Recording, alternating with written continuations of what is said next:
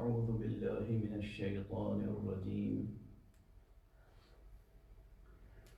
بسم الله الرحمن الرحيم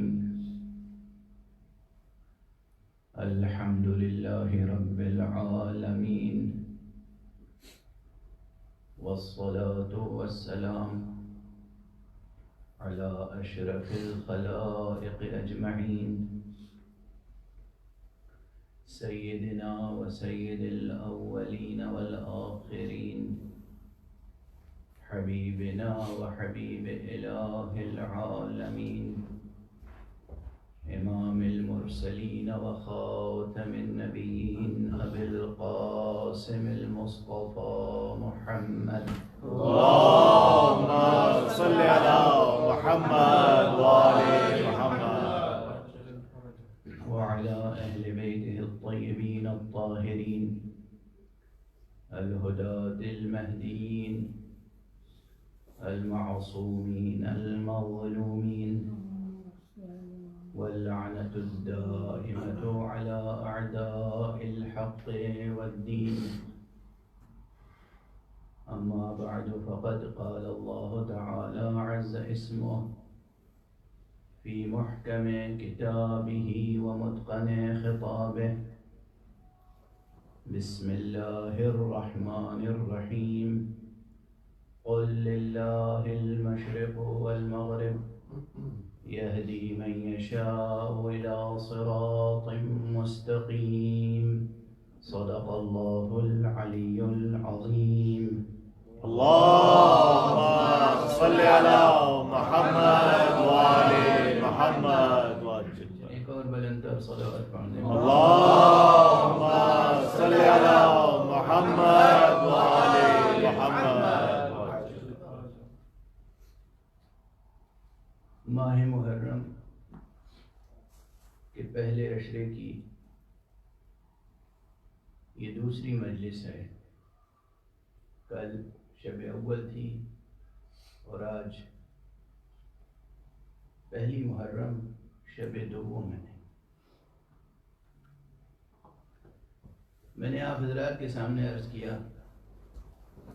کہ اس حقیقت کو ببانگ دہل بار بار کہنے کی ضرورت ہے کہ یہ وہ شب و روز ہیں جن کی اللہ نے قرآن مجید میں قسم کھائی.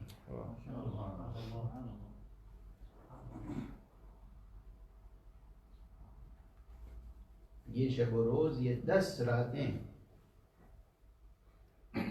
یہ وہ راتیں ہیں جن کی اللہ نے قرآن مجید میں قسم کھائی. اور جب اللہ قسم کھائے اور قسم کھانے کے بعد تمام زندہ ضمیروں اور ذہنوں کو جھنجھوڑے یہ کہہ کر کہ کیا اس میں تمہارے لیے غور و فکر کی کوئی چیز نہیں ہے؟ تو غور فرمائیے کہ ہمیں کس قدر ہمتن متوجہ ہو کر اس شے کو ڈسکور کرنے کی اور دریافت کرنے کی کوشش کرنی چاہیے جس کی طرف مشیت اشارہ کر رہی ہے. سلسلہ آیات تو ذہنوں میں ہوگا. سورہ مبارکہ فجر، بسم اللہ الرحمن الرحیم والفجر ولیال عشر والشفع والوتر واللیل اذا یسر هل فی ذلک قسم لذی حجر. هل فی ذلک، کیا اس میں، لذی حجر، حجر کے معنی بھی عقل کے ہوتے ہیں، کیا اس میں عقل مندوں کے لیے کوئی غور و فکر کی بات نہیں ہے؟ ایک صلوات پڑھ دیجیے محمد والے. اللهم صل على محمد وآل محمد وعجل فرجهم.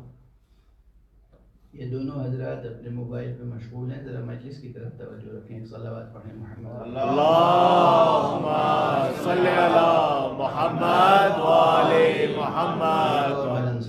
اللهم صل على محمد وآل محمد. یہ شب و روز اس میں اور اس ذکر مبارک میں جو ان شب و روز میں ہوتا ہے وہ نور ہے، وہ روشنی ہے، وہ حرارت ہے، وہ قوت ہے جو انسان کو انسان بنانے کے لیے ضروری ہے، اور جو انسان کو اس دار ظلمات سے نکال کر اس دار حیات اور دار نور اور دار سرور تک پہنچانے کے لیے ضروری ہے۔ سبحان اللہ، یہ یاد رکھیے۔ اس ذکر مبارک میں، اس ذکر مبارک میں ذکر حسین، ذکر حسین خود موضوعیت رکھتا ہے، ذکر حسین خود ایک مستقل حقیقت اور حیثیت رکھتا ہے پورے عالم اسلامی میں، نظام عقائد میں، نظام اصول و فروع میں، فلسفہ دین میں، فلسفہ دین میں، فلسفہ دین اسلام میں بطور خاص ذکر مبارک حسین ایک مستقل اہمیت رکھتا ہے۔ نہ جانے کتنی نعمات الہیہ سے محروم ہوں گے وہ جو اس ذکر سے رو کرتا ہے۔ میں آپ کے سامنے قرآن مجید کی قسم کھا کے کہہ رہا ہوں، آدم سے لے کر خاتم تک کوئی نبی ایسا نہیں ہے جس کے صحیفے میں ذکر کربلا نہ ہو۔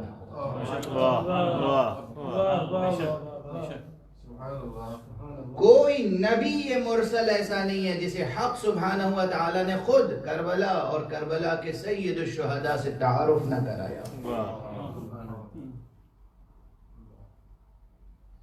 جتنے بھی انبیاء ہیں، 1,24,000 انبیاء، اور دنیا کے مختلف علاقوں میں، مختلف زبانوں میں، مختلف زمانوں میں اور مختلف زمینوں میں، ویداز میں ان کا تذکرہ ہے، قرآنوں میں ان کا تذکرہ ہے، اپنشد میں ان کا تذکرہ ہے، تورات میں تذکرہ ہے، تورات کی ان تفسیروں میں تذکرہ ہے جو وہاں سے نازل ہوئی تھی انبیاء بنی اسرائیل پر، جو احبار یہود نے تحریفیں کی ہیں اس میں تذکرہ ملے یا نہ ملے، جو نازل ہوئے ہیں وہاں سے صحیفے ان میں تذکرے موجود اور محفوظ ہیں۔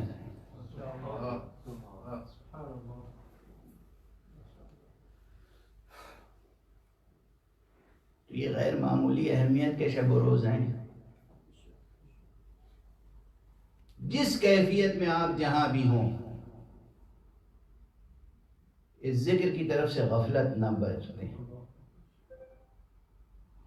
ہاں، دنیا میں اس وقت ایک خاص بلا آئی ہوئی ہے، وبا چھائی ہوئی ہے، اس نے ہمارے بہت سے مجموعوں کو منتشر کرنے کی کوشش کی، لیکن یہ بھی اعجاز دنیا آنکھ کھول کر دیکھ لے کہ سوائے اس ذکر پاک کے اور کوئی تذکرہ ایسا نہیں ہے جس کے لیے مجمع اکٹھا ہونے کے لیے تڑپ رہا ہو۔ سبحان اللہ، سبحان اللہ،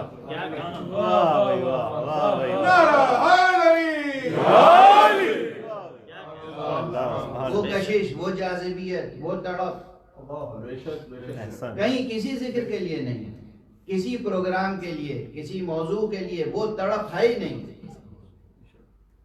یعنی ہر شخص کوئی بھی عنوان لے لے زندگی کا، خوشی کا یا غم کا، جو کشش، جو جاذبیت ذکر مبارک حسین میں ہے،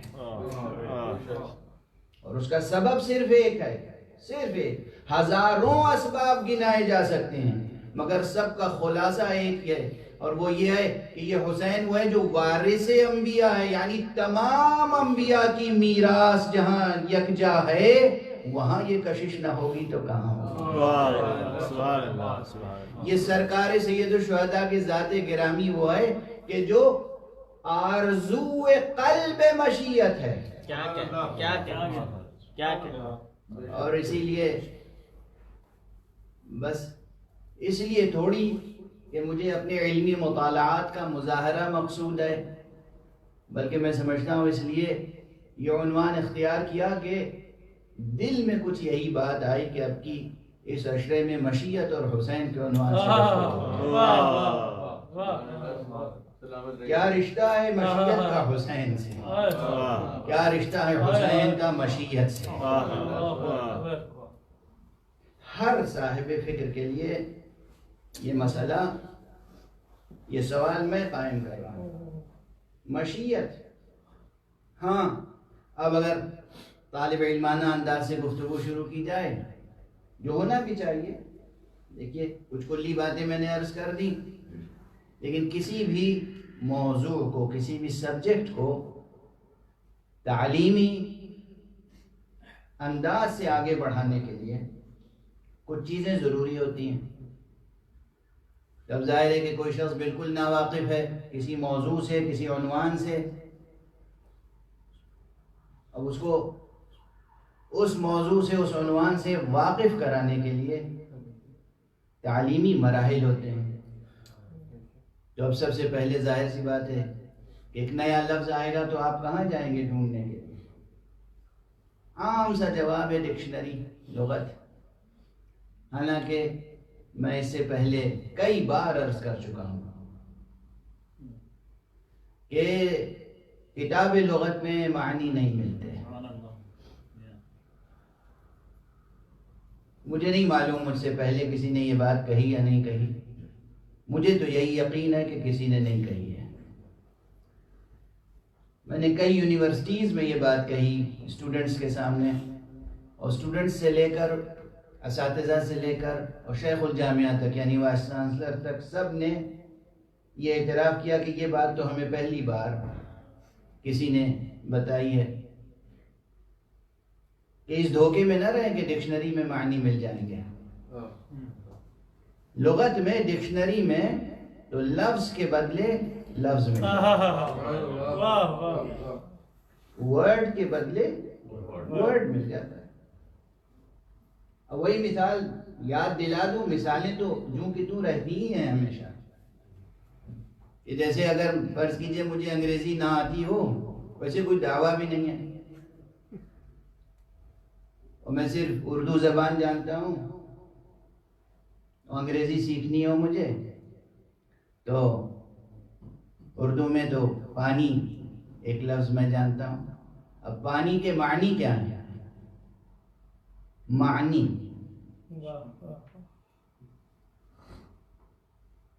اب اگر انگریزی میں تلاش کروں تو اس کے بدلے میں لفظ ہی تو ملے گا۔ اردو میں یہ لفظ بنا ہے پے الف نون یہ سے، پانی، تو اس لفظ کے عناصر اربعہ کیا ہوئے؟ پے الف نون اور یہ۔ اور انگریزی میں اس کا متبادل لفظ یا کلمہ کیا ملے گا؟ Water, WATER۔ یہاں دوسرے عناصر ہیں، وہ واٹر کہاں ہے جس کا فارمولہ H2O ہے؟ نہ لفظ واٹر سے پیاس بجھے گی، نہ لفظ پانی سے پیاس بجھے گی۔ پیاس بجھے گی اس سیال حقیقت سے جو خارج میں ہے، اور وہ اگر ڈکشنری میں مل جائے تو ڈکشنری نہیں ملے گی، پانی ہو جائے گی۔ اگر لفظ پانی کے معنی ڈکشنری میں مل جائے تو ڈکشنری تو بھیگ کے اور ختم ہو جائے گی، ایک شیرہ بن جائے گا، وہ بھی نہیں معلوم نمکین یا میٹھا، بے مزہ۔ یا فرض کیجئے آگ کے معنی تلاش کریں آپ، آگ کے معنی ڈکشنری میں مل سکتے ہیں؟ آگ کے معنی اگر ڈکشنری میں مل جائیں تو ڈکشنری جل کے راکھ ہو جائے، تو لفظ کے بدلے لفظ مل جائے گا۔ یہ پرانی بات ہے، اب دوہرا رہا ہوں۔ اسی لیے ڈکشنری پر بہت انحصار کی ضرورت نہیں ہے، لیکن ایک تعلیمی مجبوری ہے کہ ڈکشنری کو بھی سامنے رکھنا پڑتا ہے۔ سمجھ رہے ہیں آپ؟ یہ تعلیمی مجبوری ہے، ایک مرحلہ ہے۔ وہاں پر منزل ختم نہیں ہوتی. تو اگر ہم مشیت اور حسین اس عنوان پر غور کرنا شروع کریں تو سب سے پہلے ہمیں لفظ مشیت کو تلاش کرنا ہوگا کہ یہ لفظ ہے. یہ مشیت کیا ہے؟ کہاں سے آیا یہ لفظ؟ حالانکہ بہت زبانوں پر عام ہے، مگر اس کے معنی کیا ہیں؟ اس کے اندر مفہوم کیا ہے؟ اس کا مصداق کیا ہے؟ وہ کون سی حقیقت ہے جسے لفظ مشیت سے تعبیر کرتے ہیں؟ تو ڈکشنری میں دیکھیے کہ یہ کلمہ جو ہے لفظ مشیت یہ عربی زبان سے آیا ہے، اور اس کا جو روٹ ورڈ ہے، جو مادہ ہے، وہ ہے شین یہ. اور اس سے ایک لفظ ایسا ہے جو ہماری اردو میں، فارسی میں، ہندی میں اور جناب والا عربی میں بہت عام ہے، ہر زبان پر ہے. یعنی یہ وہی روٹ ورڈ ہے جس سے لفظ شے ہے. شے اور مشیت ایک ہی روٹ ورڈ سے ہے. اور فعل ظاہر ہے کہ ماضی ہے، شاء یشاء. اس آیت میں کیا ہے؟ قل للہ المشرق والمغرب یہدی من یشاء الی صراط مستقیم. تو یہ فعل مضارع وہیں سے آیا، اسی روٹ ورڈ سے. کہہ دیجئے، اعلان کر دیجئے کہ اسی کا ہے مشرق و مغرب. وہ یہدی، وہ ہدایت فرماتا ہے، من یشاء الی صراط مستقیم، جس کو چاہتا ہے صراط مستقیم کی طرف ہدایت فرما دیتا ہے. ایک صلوات پڑھ دیجئے محمد. اللهم صل على محمد وآل محمد صلوات. اللهم صل على محمد وآل محمد. علماء کی جگہ صدر مجلس ہے اور اس میں کوئی تعصب یا ڈسکریمنیشن نہیں ہے. یہ تہذیب اسلامی ہے، یہ تہذیب اسلامی ہے. تہذیب اسلامی میں سب سے بلند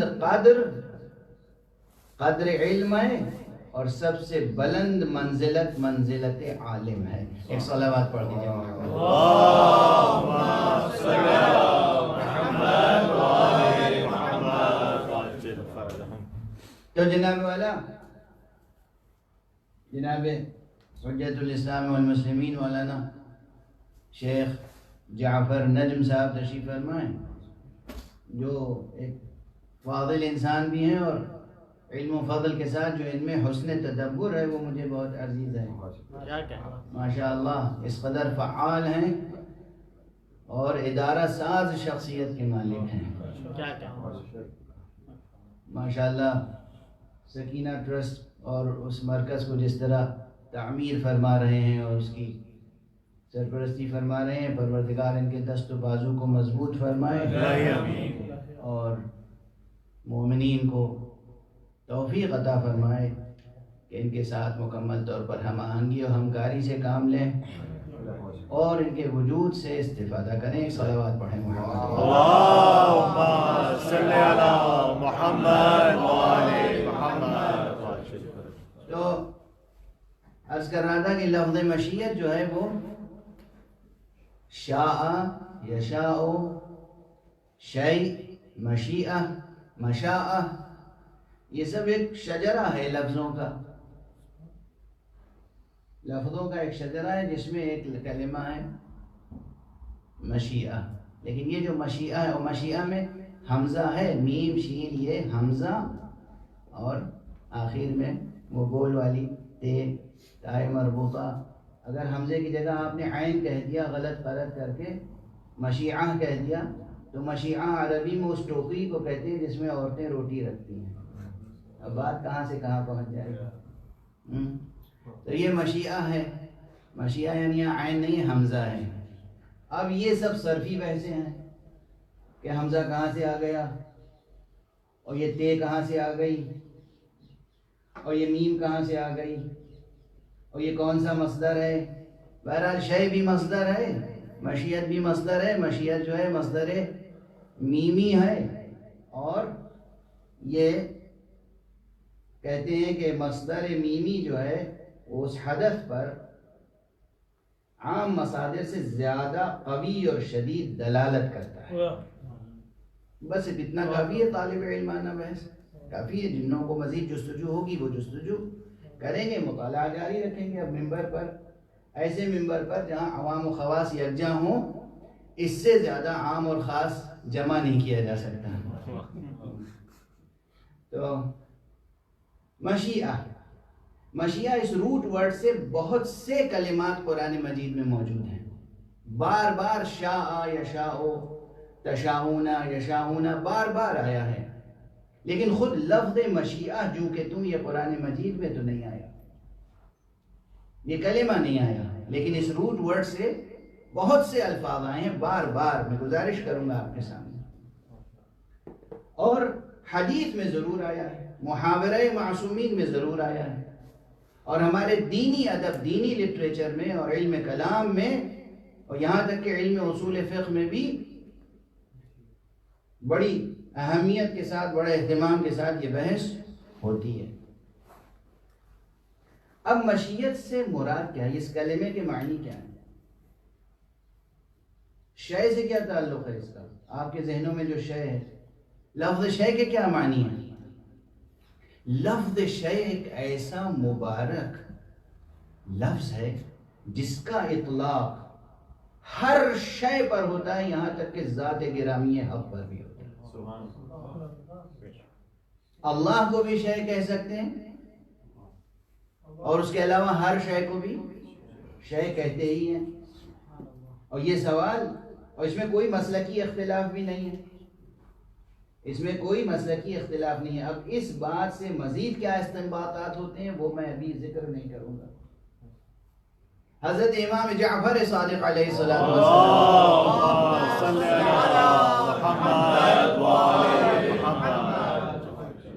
کے سامنے یہ سوال آیا اور آپ سے پوچھا گیا کہ کیا ہم اللہ کو شے کہہ سکتے ہیں؟ لفظ شے، یہ لفظ، یہ اسم، یہ عنوان، اس کلمے کا اطلاق ذات گرامی حق پر کر سکتے ہیں؟ فرمایا ہاں کر سکتے ہیں.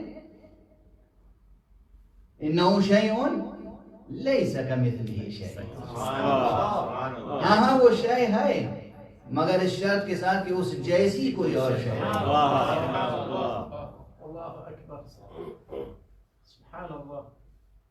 اور اس سے ملتی جلتی اور عبارتیں اور مسالک میں بھی موجود ہیں. تو لفظ شے ذات گرامی حق پر بھی اس کا اطلاق ہوتا ہے. کس قدر اہم ہے یہ لفظ، یہ کلمہ. وہ لفظ جس کا اطلاق ذات حق پر بھی ہو جائے، خود وہ لفظ کتنا اہم ہوگا، اور کتنا نفیس ہوگا، کتنا پاکیزہ لفظ ہوگا.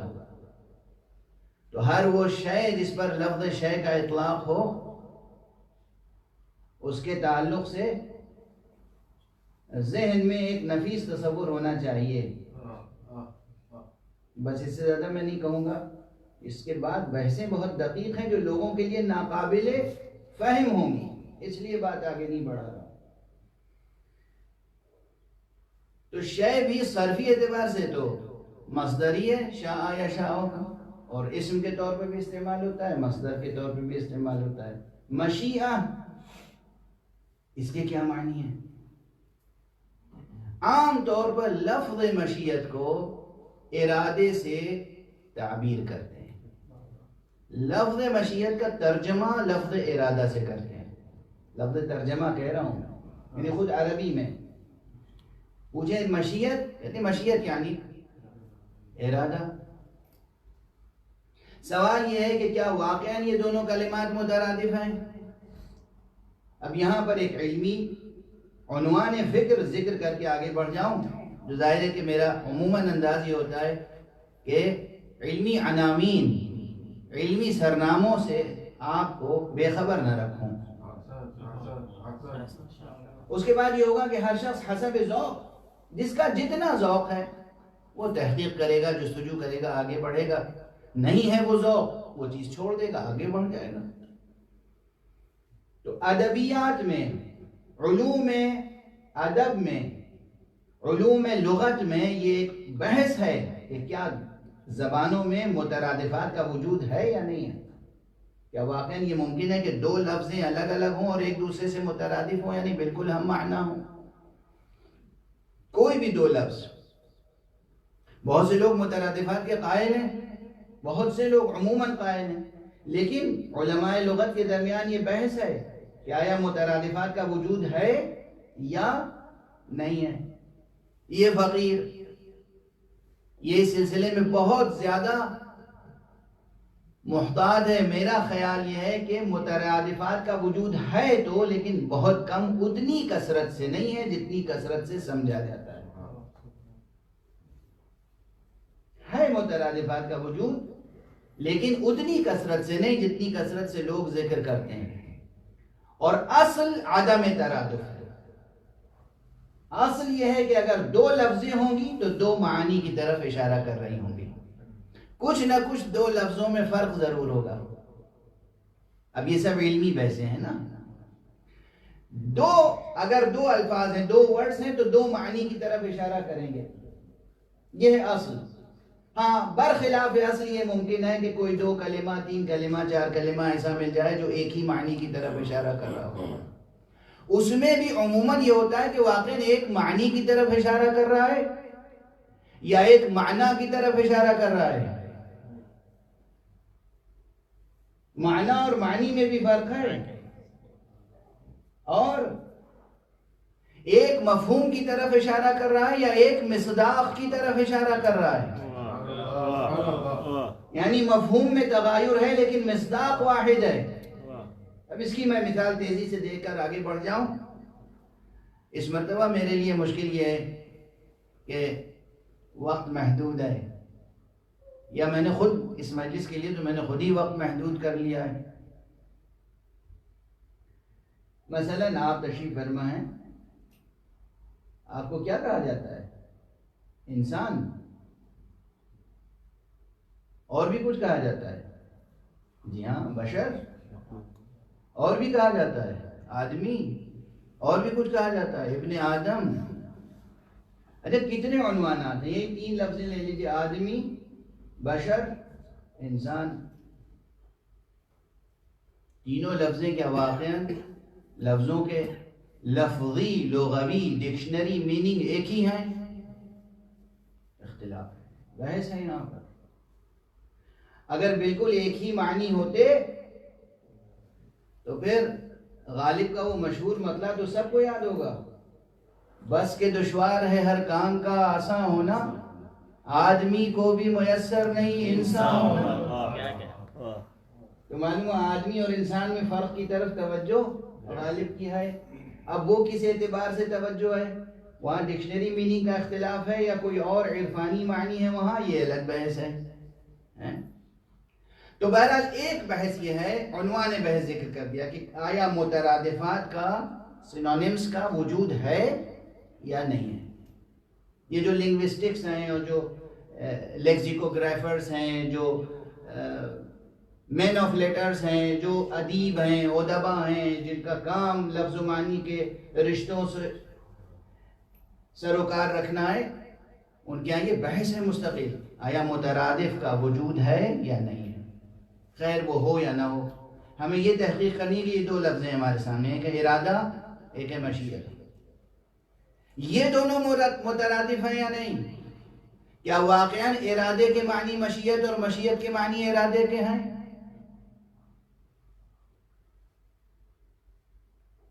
اب ظاہر بحث ہے، اگر صرف اس عنوان سے بحث کی جائے تو حوزوی انداز سے، تو صرف یہ طے کرنے میں کہ ارادہ اور مشیت یہ دونوں مترادف ہیں یا مترادف نہیں ہیں، کم سے کم تو ایک مہینہ چاہیے جو حوزے کا انداز بحث ہوتا ہے۔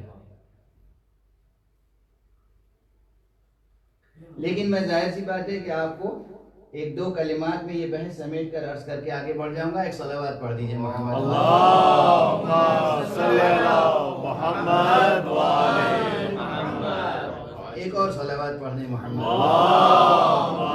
صلی علی محمد وآل محمد. اس وقت آپ ایک اور رخ سے میں ایک روزن کھول دوں، ایک دریچہ کھول دوں لفظ و معنی کے رشتوں میں وحدت اور کثرت کی جستجو کے لیے. لفظ مشیت یا شے میں نے بتایا کہ اس کا روٹ ورڈ کیا ہے، شین یہ. لفظ ارادہ کا روٹ ورڈ کیا ہے؟ اور کیا جو ارادہ میں حروف ہیں وہ شے میں حروف مشترک ہیں؟ ایک بھی تو مشترک نہیں ہے. جب حروف مشترک نہیں ہیں تو معنی بالکل مشترک کیسے ہو جائے؟ کیا یہ ممکن ہے کہ حروف بالکل مختلف ہوں اور معنی متحد ہوں کاملاً؟ بس سوال قائم کیا، آگے بڑھ رہا ہوں. باقی جستجو آپ کی، یہ طالب علم غالباً اپنے سامنے کچھ دفتر لیے نوٹ بھی کر رہے ہیں تو نوٹ کرتے رہیں. یہی میں چاہتا بھی ہوں کہ لکھا بھی جائے، تحقیق بھی کی جائے، جستجو بھی کی جائے. تو یہ ایک عنوان ہے. اب میں عرض کروں کہ قرآن مجید میں، احادیث میں، اسلامی ادب میں اور عام عربی ادب میں ضرور شاء اور ارادہ ایک معنی میں استعمال ہوا ہے بہت بکثرت، لیکن علی الاطلاق یہ کہہ دیا جائے کہ ہر جگہ جہاں لفظ ارادہ آیا وہاں لفظ شاء کے معنی میں ہے، اور جہاں لفظ شاء آیا وہ ارادہ کے معنی میں ہے، ایسا بھی نہیں ہے. بلکہ مراتب ہیں. شاء مشیت وہ ارادہ الہیہ ہے جو شے کو شے بناتی ہے. ایک مرحلے میں وہ حق سبحانہ و تعالیٰ کا ارادہ، اللہ سبحانہ و تعالیٰ کا وہ مخصوص ارادہ جو شے کو شے بناتی ہے، یا یوں کہیے جو لا شے سے شے بناتی ہے. اب ظاہر ہے بحثیں ہوں گی، میرا مقصد یہی ہوتا ہے کہ بحثیں ہوں. اللہ کا ارادہ الگ ہے، ہمارا آپ کا ارادہ الگ ہے. تو ایک ارادہ وہ ہے جو اللہ کی ذات گرامی سے مخصوص ہے. جب ارادہ مخصوص ہو ذات الہی سے تو اس کو کیا کہیں گے؟ مشیت. اور اسی لیے عام طور پر مستثنا استعمالات الگ ہیں. عام طور پر ہمارے اور آپ کے ارادے کو ارادہ ہی کہتے ہیں، مشیت نہیں کہتے. چاہے عربی ہو یا فارسی ہو یا اردو ہو، آپ کسی سے کہتے ہیں کہ آپ کا لندن سے 40 پر عراق جانے کی مشیت ہے آپ کی؟ پوچھتے ہیں کسی سے؟ یہ پوچھتے ہیں ارادہ ہے یا نہیں. اور تو ہر جگہ لفظ مشیت کو لفظ ارادہ کے معنی میں استعمال نہیں کر سکتے. اس کا سبب ایک یہی ہے کہ مشیت اس ارادے کا نام ہے جو ذات حق سے مخصوص ہے. اور اگر سمجھنے کے لیے یہ کہا جائے تو بعید نہیں ہے حقیقت سے کہ وہ ارادہ حق جو شے کو شے بناتا ہے، جو لا شے سے شے بناتا ہے، اس کا نام ہے مشیت. اب اگر کسی کا اس ارادہ الہیہ سے کوئی خاص رشتہ قائم ہو جائے، وہ اللہ جو لا شے سے شے بناتا ہے، کسی کا اس سے رشتہ قائم ہو جائے تو کوئی بعید نہیں ہے کہ اس سے کرامات و معجزات ظاہر ہوں.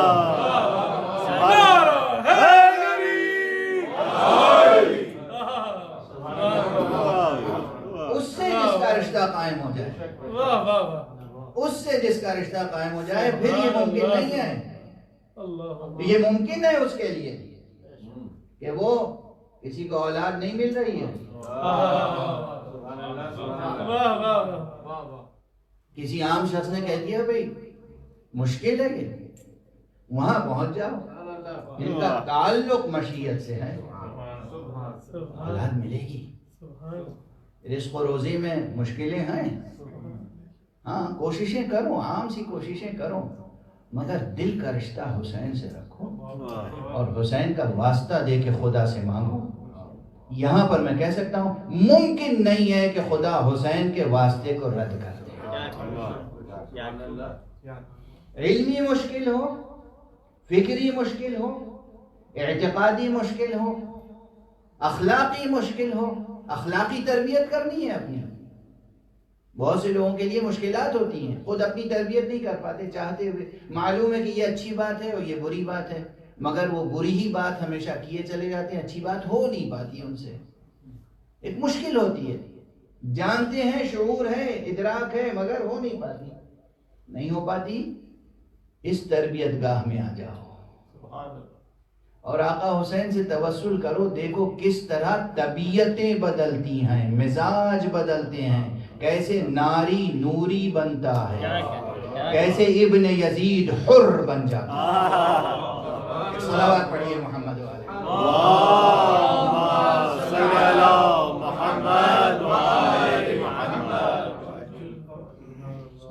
کس طرح غیر اپنا ہوتا ہے، کیسے زہیر ابن قین اپنا خیمہ جو حسین سے دور تھا حسین سے ملحق کرتے ہیں. کس طرح خوبیوں سے تعلق پیدا ہوتا ہے، حسن اخلاق سے تعلق پیدا ہوتا ہے، حسن تہذیب سے تعلق پیدا ہوتا ہے. یہ ادارہ عزا، یہ 10 دن اگر کوئی پورے جی جان سے وقف حسین ہو جائے تو میں کہتا ہوں کہ اس کی شخصیت میں انقلاب آ جائے. یہ 10 دن دنیا کے صوفیاء، عرفاء، خانقاہ نشین لوگ یہ کہتے ہیں کہ 40 دن کی چلہ کشی کرو شخصیت بدل جائے گی. میں کہتا ہوں 10 دن حسین کے ساتھ معتکف ہو جاؤ، دنیا بھی بدل جائے گی، آخرت بھی بدل جائے گی. نعرہ حیدری، صلوات پر محمد وآل محمد.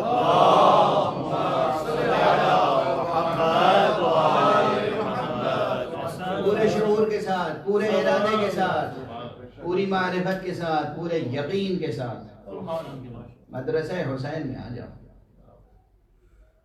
عزائے حسین کا حصہ بن جاؤ، اس ذات گرامی کا دامن تھام لو جس کا تعلق مشیت سے ہے. تاریخ میں کوئی دوسری شخصیت نہ ملے گی جو مشیت پر اس طرح جان دے دے جیسے حسین نے دی.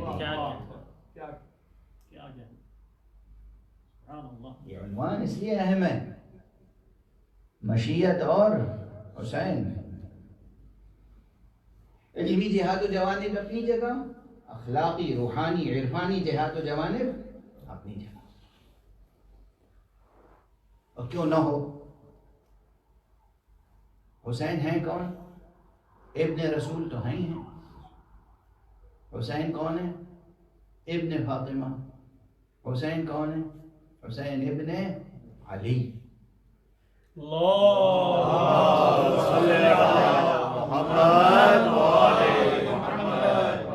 حسین ابن علی.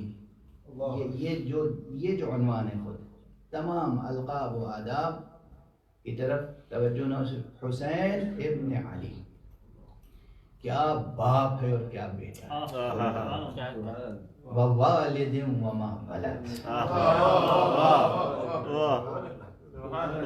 خدا کی قسم. یہ تفسیر بالرائے نہیں ہے، میرا بس چلے تو میں ان کی زبانیں کاٹ لوں جو الزام دھرتے ہیں اس بات کے کہنے پر کہ یہ تفسیر بالرائے ہے. یہ معصوم سے روایت ہے کہ سورہ مبارکہ بلد میں جو ووالد وما ولد قسم کھائی ہے باپ کی، عظیم باپ کی اور عظیم بیٹے کی، وہ کسی اور کی قسم نہیں ہے، علی ابن ابی طالب کی قسم ہے، اور اس معصوم ذریت کی جو علی سے چلی. صلوات پڑھ دیجئے محمد.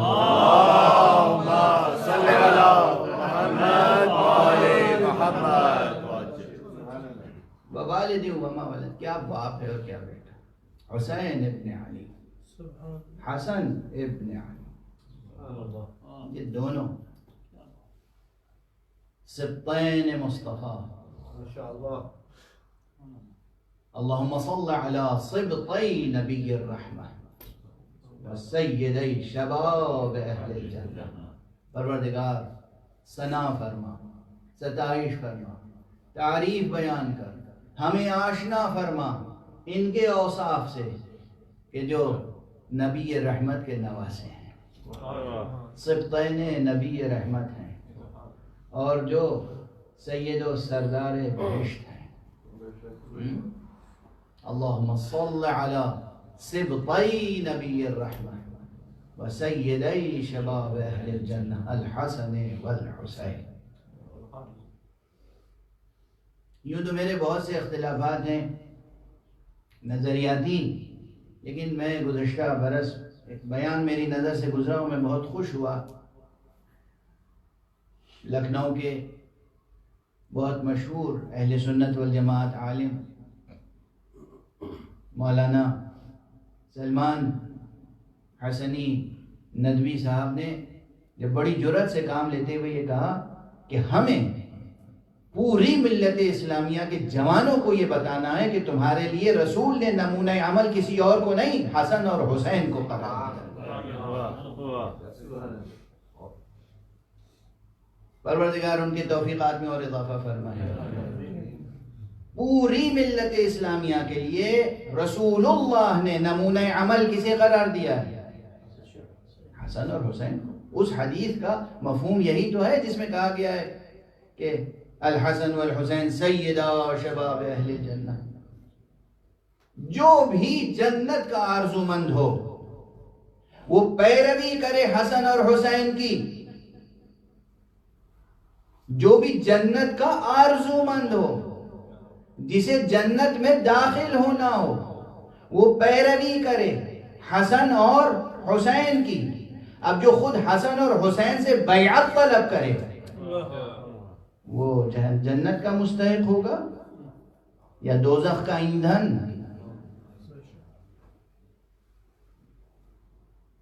اپنے دلوں اور دماغوں اور اسلام اور ایمان کو سنبھال کر گفتگو کیا کریں نا وہ لوگ جو باغی شام کو رحمت اللہ علیہ اور رضی اللہ تعالی عنہ کہتے ہیں.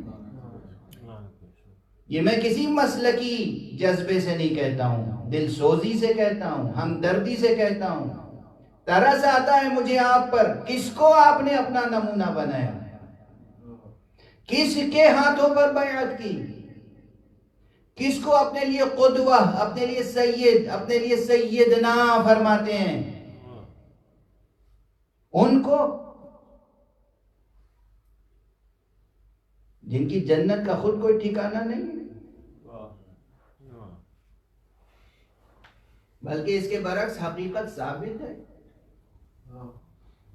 میں کوئی مناظرانہ جذبے سے نہیں عرض کر رہا ہوں. ظاہر ہے جب خطاب عام ہے اور سب سن رہے ہیں تو پھر دل سوزی سے عرض کر رہا ہوں. ہماری بات سن رہے ہو تو غور کرنا. من و تو کا جھگڑا نہیں ہے، میرے تیرے کا جھگڑا نہیں ہے، ہمارے تمہارے کا جھگڑا نہیں ہے. نجات چاہیے یا نہیں چاہیے؟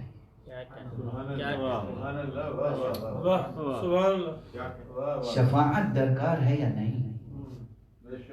خدا ہے یا نہیں؟ آخرت کا یقین ہے یا نہیں؟ بس اسی 4 روزہ زندگی کے لیے جینا مرنا ہے؟ بس کرسی اقتدار کے لیے جینا مرنا ہے؟ بس شام کے تخت اور مدینے کے تخت کے لیے جینا مرنا ہے؟ نہیں. بحیثیت انسان بھی اور بحیثیت مسلمان بھی کوئی خالق ہے، کوئی خدا ہے، کوئی ذات حق ہے. کسی کی بندگی کرنی ہے، کسی کی اطاعت کرنی ہے. اگر انسانوں کے درمیان رہ کر تنظیم معاشرہ انسانی کے لیے سیاسی کوششیں بھی کرنی ہیں تو بخاطر خدا.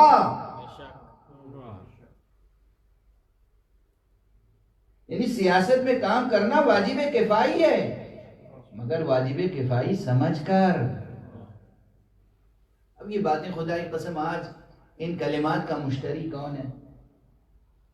جہاں دنیا کی ہر چیز انڈسٹری بن چکی ہے. پالیٹکس، سیاست ایک انڈسٹری ہے، صحافت ایک انڈسٹری ہے.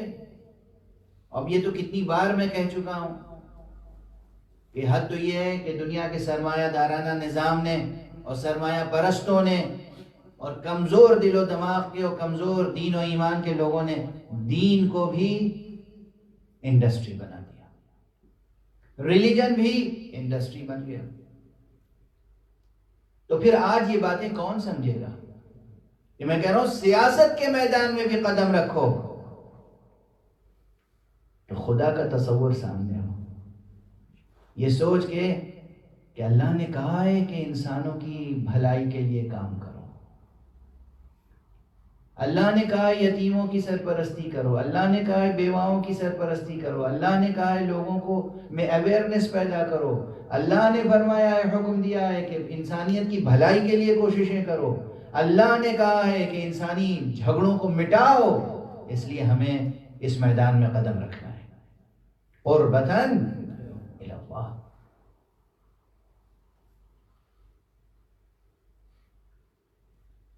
کون ہے جو میری اس بات کو دل سے سنے؟ آج کون ہے؟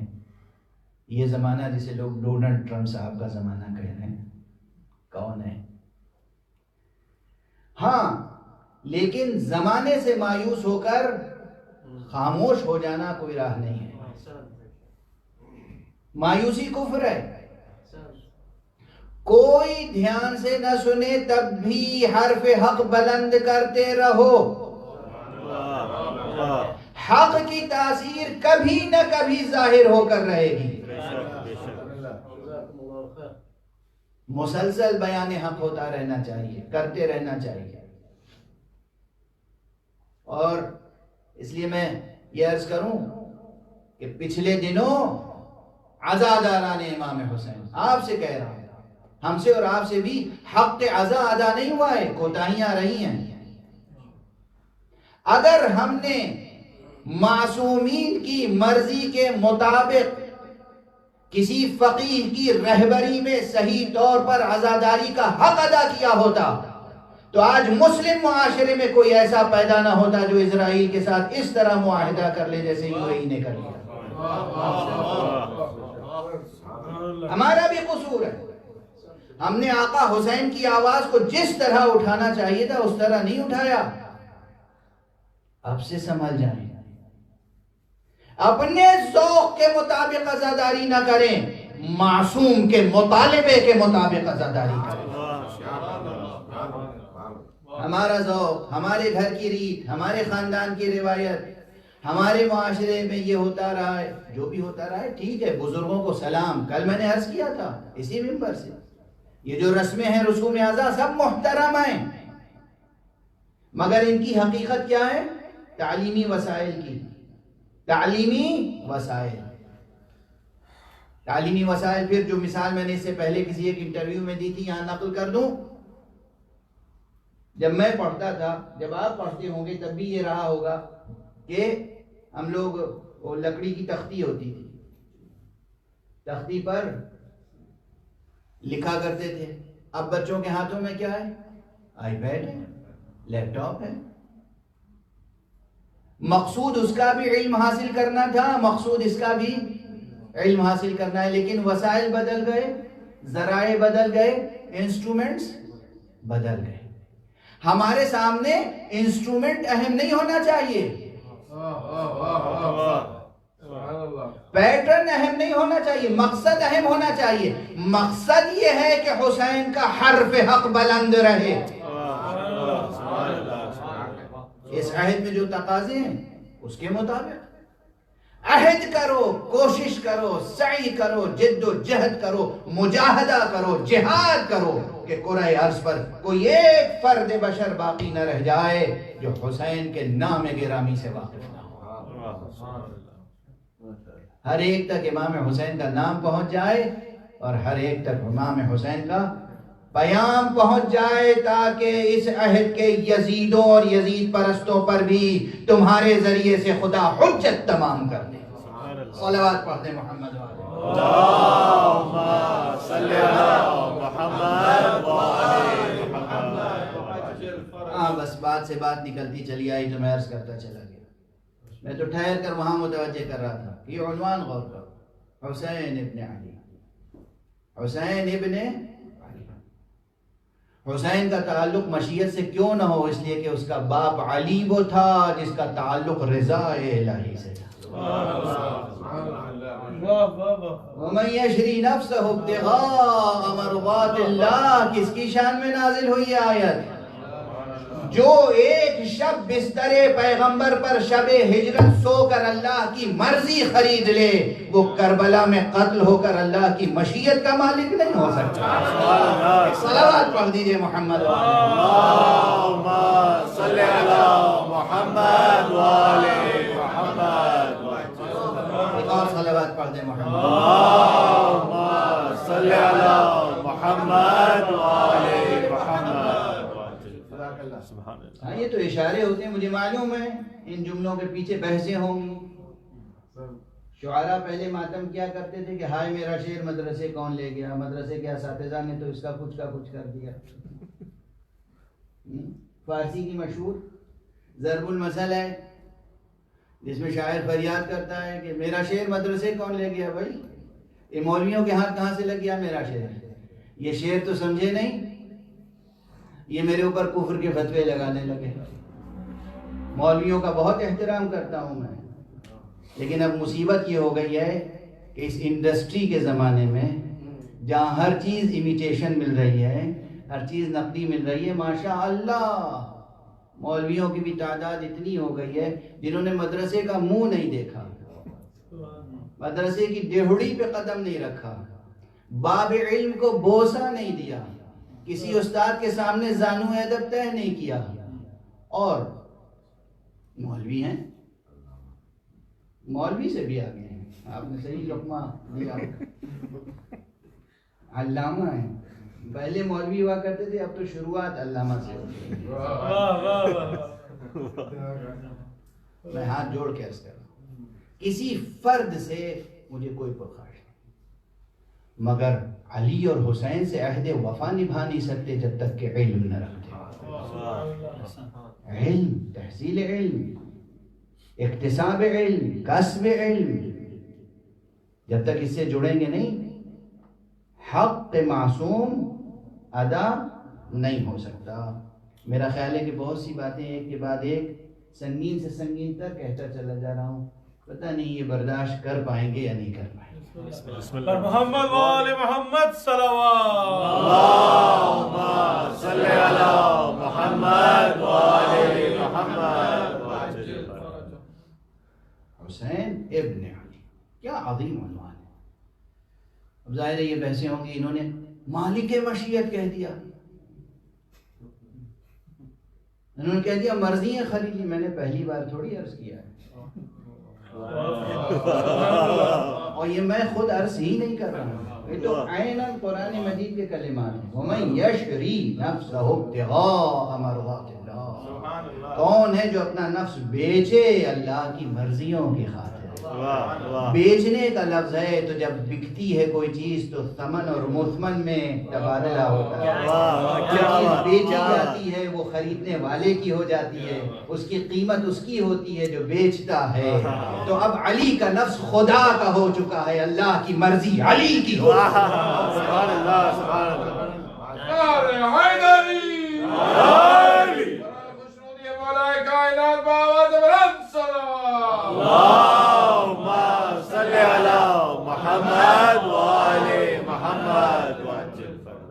بہت خوش ہو رہے ہیں آپ، کوئی نیا نکتہ تھوڑی پڑھا ہے بھائی، میں نے یہ بزرگوں نے لاکھوں بار کہا ہے، اسی کو دہرا دیا ہے، کوئی نئی بات نہیں، مگر یہ بات وہ ہے جو کبھی پرانی ہونے والی زندہ حقیقت ہے، نورانی حقیقت ہے. خدا کی قسم نور کبھی پرانا نہیں ہوتا، نور کبھی فرسودہ نہیں ہوتا. اگر انسان صحت مند ہے تو نور سے کبھی اکتاتا نہیں. اگر انسان صحت مند ہے تو نور سے کبھی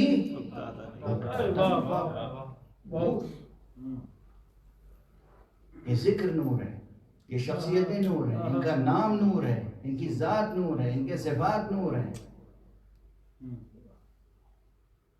یہ عزاداری یہ نور رکھتی ہے. نور عزا اپنی جگہ ایک اہمیت رکھتا ہے.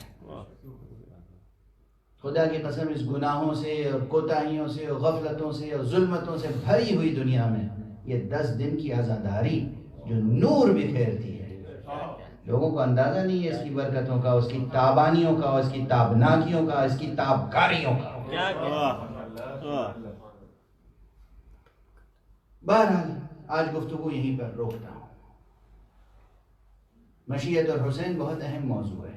ہم اسی طرح روزانہ طالب علمانہ باتیں بھی کچھ کریں گے، کچھ ڈکشنری کی بات کریں گے، کچھ کتاب کی بات کریں گے، اور کچھ جملے ایسے آپ کے حوالے کر دیں گے کہ جس پر آپ غور کریں گے، دل خوش ہوگا اہل ذوق کا، اور جو اہل ذوق نہیں ہیں وہ کڑھیں گے تو کڑھتے رہیں.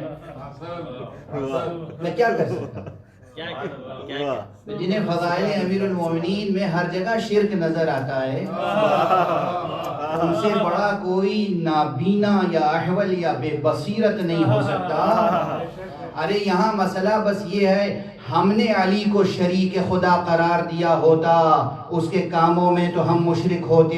ہم کیا کریں، خدا نے اپنے کام علی کے سپرد کر رکھے ہیں.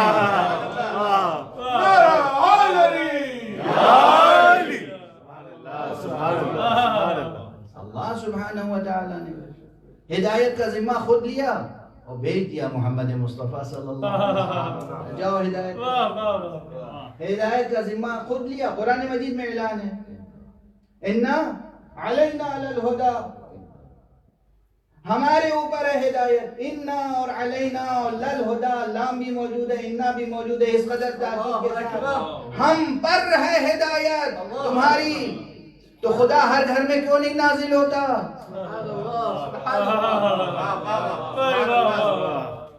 کام اس کا ہے، سپرد کر دیا، محمد اور آل محمد کے سپرد کر دیا. اور اب جو لوگ علی رازق کہتے ہیں ان سے ہاتھ جوڑ کے میں ایک جملہ کہتا ہوں، یہ مولا امیر المومنین علیہ السلام کی توہین ہے علی کو رازق کہنا. رازق علی الاطلاق تو خدا ہے، لیکن جس معنی میں آپ علی کو رازق کہتے ہیں، علی رازق نہیں ہے، علی کی نوکری میں جو فرشتے ہیں وہ رزق پہنچاتے ہیں.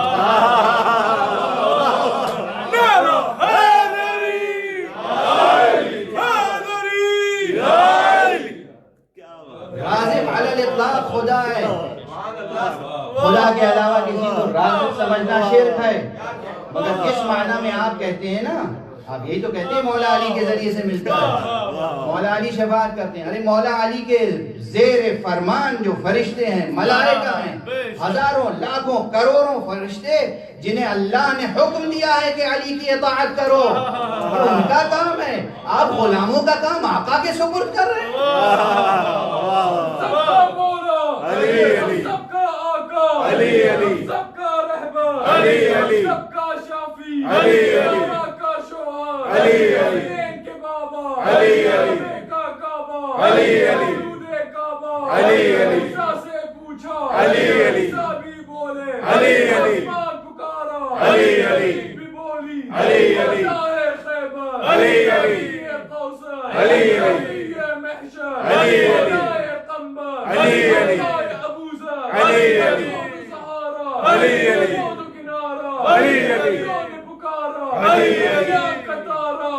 علی کی چہک میں علی، کی مہک میں علی، سچی بات میں علی، کی رات میں علی، صلات میں علی، زور سے بولو علی، کے بولو علی، جھوم کے بولو علی، قبر سے باہر جو کر لے تیری قبر کے اندر علی،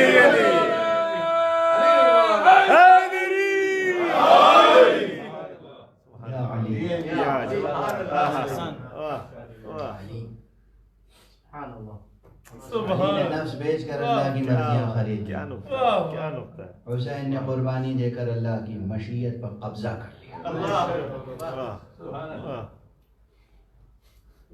اب اگر شفاعت درکار ہے تو حسین سے عہد وفا نبھانا ہوگا، اور حسین سے عہد وفا نبھانے کا ایک طریقہ یہ ہے، اتنا گریہ کرو حسین کی مادر گرامی تم سے راضی ہو جائے.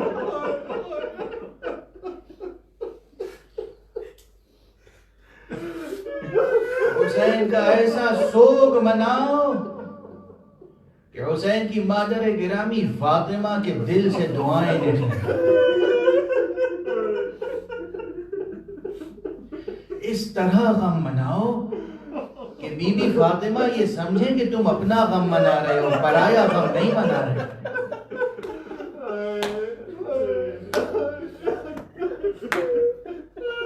آج دوسری مجلس ہے، محرم کی دوسری تاریخ کو فرزند فاطمہ، فرزند رسول حسین ابن علی کا کاروان ہجرت سرزمین کربلا پر پہنچا.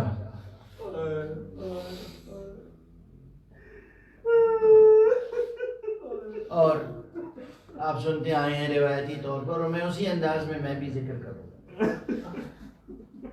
کہتے ہیں کہ چلتے چلتے گھوڑا روکا. حضور نے سواری کے رہبار تبدیل کیے، کوئی گھوڑا آگے نہیں بڑھا. یہ سب آیات الہیہ ہیں، یہ سب نشانیاں ہیں حق کی. آپ نے پوچھا اس سرزمین کو کیا کہتے ہیں؟ کہنے والوں نے کہا اسے غاغریہ کہتے ہیں. اور بھی کوئی نام ہے؟ ایسے نینوا کہتے ہیں. اور بھی کوئی نام ہے؟ ایسے شبت فرات کہتے ہیں. اور بھی کوئی نام ہے؟ کوئی شخص آگے بڑھا، اس نے کہا یا ابا عبداللہ، اسے کربلا بھی کہتے ہیں. نام کربلا سنا. وہ کہتے ہیں، ایک دوسری روایت جو دوسرے انداز سے بیان کی ہے کسی نے، اس میں ہر راوی کسی واقعے کے ایک رخ کو بیان کرتا ہے. ایک روایت اس طرح میری نظر سے گزری کہ جب سواری کے گھوڑے نہیں بڑھ رہے تھے تو آقا امام حسین نے کہا کہ کربلا کو ایک مٹھی اٹھایا، اور اٹھانے کے بعد استشمام فرمایا، سونگا. اور جب اس کی خوشبو سونگا تو کہا بس اب یہاں سے آگے کہیں نہیں گیا.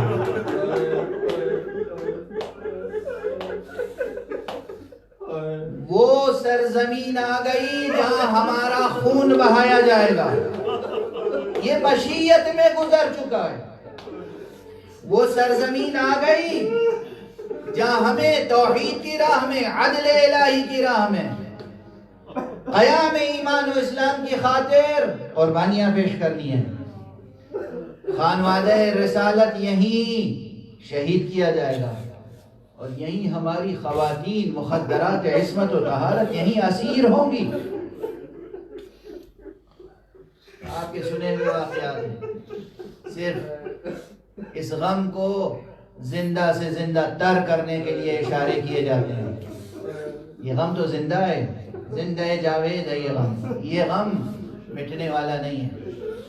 یہ غم زندہ سے زندہ تر کرنے کے لیے ہم کچھ اشارے کرتے ہیں. کہتے ہیں کہ جب خیمے برپا کر رہے تھے سرکار سید الشہداء اور ان کے اصحاب، انصار، غلام، تو مخالفین نے کہا کہ دریا کی ترائی میں خیمے برپا نہیں کرنے دیں گے ہم، دور، دریا سے دور. دیکھیے یہ جو ہے اس کے معنی کیا ہے؟ مشہور کیا ہے کہ 7ویں محرم سے پانی بند ہوا تھا. بندش آگ کا منصوبہ پہلے سے طے شدہ تھا، اور اسی لیے دریا کے کنارے خیمے نصب کرنے کے لیے مانع ہوئے دشمن. آقا دیکھ رہے ہیں. آقا سے آ کے بعض آپ کے چاہنے والوں نے کہا آقا یہ تھوڑی سی فوج ہے، ابھی ہم ان سے جنگ کر لیں، اس کے بعد جو لشکر آئے گا وہ بڑا لشکر ہوگا تو دشواریاں بڑھ سکتی ہیں. آپ نے کیا فرمایا؟ نہیں، ہم اپنی طرف سے کسی جنگ کا آغاز نہیں کرنا چاہتے. یہ چھوٹے چھوٹے جملے، یہ مواقع یہ تاریخ بشری اور ذہن بشری کے لیے مشعلیں ہیں، یہ نور کے سرچشمے۔ ہم اپنی طرف سے جنگ کا آغاز نہیں کرنا چاہتے، اور اس کے بعد اہتمام یہاں تک کیا، آقا کے ساتھ ایک سے ایک ایسا سپاہی موجود تھا جن میں سے ہر ایک تنہا پورا لشکر تھا۔ بنی ہاشم کے علاوہ بھی کہتے ہیں زہیر قین الجھنے لگے دشمنوں سے۔ زہیر قین کی شجاعت عظیم شجاعت ہے۔ حضرت امام حسین کو یہ خیال ہوا کہ کہیں عباس بھی زہیر کے ساتھ دشمنوں سے اس وقت جنگ میں مشغول نہ ہو جائے۔ تو آقا نے کیا کیا؟ کہتے ہیں کہ سرکار سید الشہداء اپنی بہن زینب کے پاس ہے۔ بہن زینب، تمہیں معلوم ہے مقصد کربلا کیا ہے؟ بہن زینب، میں کچھ نہیں کہنا چاہتا اس وقت، عباس کو بلا لو، کہیں ایسا نہ ہو جنگ شروع ہو جائے۔ کس طرح سے حسین نے اپنی شجاعتوں اور اپنے شجاعوں کی شجاعتوں کو نظر مولا کیا ہے، اور عباس جیسے شجاعوں کو صبر پر مأمور کیا ہے۔ ہمارا سلام ہو آقا پر، ہمارا سلام ہو حسین پر، وارث انبیاء پر، ہمارا سلام ہو سید الشہداء پر، ہمارا سلام ہو کربلا کے شہیدوں پر، کربلا کے اسیروں پر۔ پروردگار ہماری اس عبادت عزا کو قبول فرما۔ معبود پروردگار، یہ جو آنکھیں اشکبار ہیں ہمیشہ غم حسین میں اشکبار رہیں۔ پروردگار کبھی غم حسین میں یہ آنکھیں خشک نہ ہوں پروردگار، اور سوائے غم حسین کسی اور غم میں یہ آنکھیں اشکبار نہ ہوں۔ معبود پروردگار، ذکر گرامی حسین کا واسطہ ہے، اس روئے زمین سے اس بلا اور وبا کورونا کو دور فرما۔ پروردگار اس زمین کی ان اشکوں کا واسطہ ہے، اس زمین کی تطہیر فرما، اس زمین کو ایسا پاک اور نورانی بنا دے کہ تیرا ولی آخر اس زمین پر قدم رکھ سکے۔ پروردگار اپنے ولی آخر کو اذن ظہور عطا فرما، امید بشریت کو اذن ظہور عطا فرما، امید مشیت کو اذن ظہور عطا فرما، اور ان کے ہاتھوں سے اپنی رحمت و رافت و عدالت کا پرچم لہرا دے۔ ماتم حسین۔ یا حسین، یا حسین۔